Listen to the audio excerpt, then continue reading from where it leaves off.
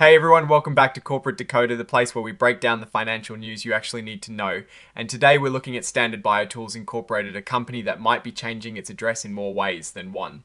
So what is the big news from Standard BioTools Incorporated? Well, it seems like they had a little bit of a shuffle around, and they are giving us a peek at some of their early fin. And Accession numbers for the end of 2025, it is always exciting to get a sneak peek at the financials before they are officially locked in, before we dive in. If you like getting these straight to the point corporate insights, make sure you are subscribed, and if you want to discuss these findings with other finance enthusiasts, check out our Discord community linked in the description below. Now, Standard BioTools Incorporated had a former address, and it looks like they are reporting a new one in South San Francisco, California. This is interesting because it suggests a potential shift in their operations, or headquarters. It makes you wonder if this move is tied to some strategic changes, or perhaps even a merger or acquisition. Let's get to the juicy part, the preliminary financial results for the period ending the 31st of December 2025.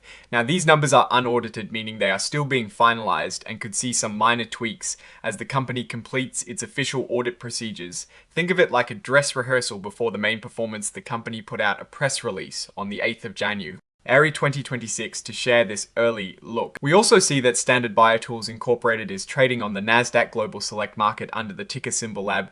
This tells us they are a publicly traded company and their stock is available for investors to buy and sell. It is important to keep an eye on this ticker if you are interested in following their financial journey. Digging into the specifics of the report, they are talking about their preliminary financial results for the last quarter and the full fiscal year of 2025. This is where we get a glimpse into how they performed financially.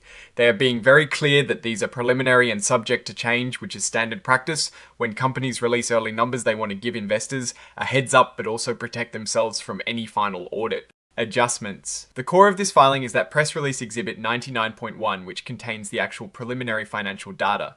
Now, while the filing itself doesn't provide the raw numbers in this section, it points us to that press release as the source of the information. This means we have to look at that document for the key figures. But based on our experience, these early releases often highlight revenue growth, earnings per share, and other critical performance indicators. While we don't have the specific numbers for revenue or profit, in this particular filing we can infer from the nature of an 8K filing and the mention of preliminary financial results that Standard BioTools Incorporated is likely reporting on its top line and bottom line performance.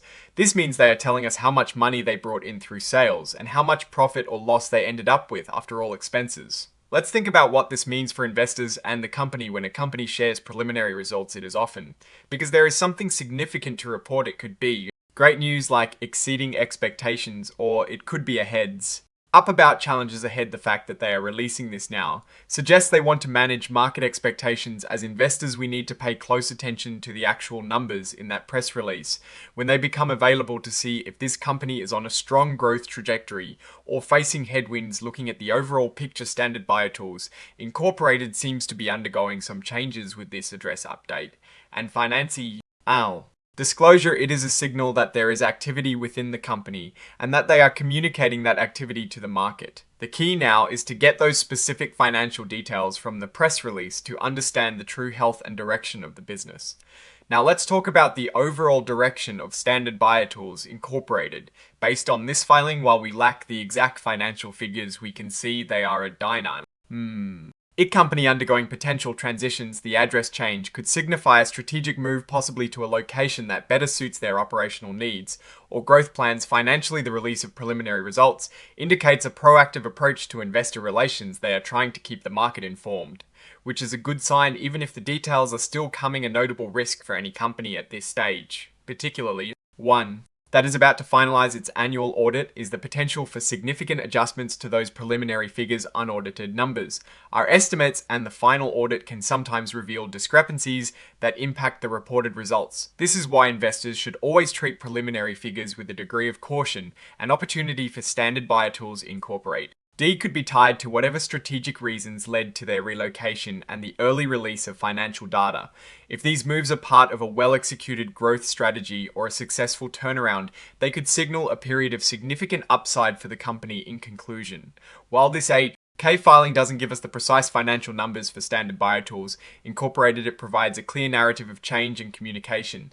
The address shift and the preliminary financial disclosure are signals that investors should monitor closely. Keep an eye out for that press release to get the full financial picture and assess the company. Performance and future prospects. Alright, that is our initial decode of standard BioTools Incorporated's latest filing. What is your take on these early indicators and what the company might be up to? Let us know your thoughts in the comments below. If you found this analysis helpful, please hit that like button and subscribe for more deep dives into corporate documents. Don't forget to check out the Discord link in the description to join the conversation. Thanks for watching. See you next time.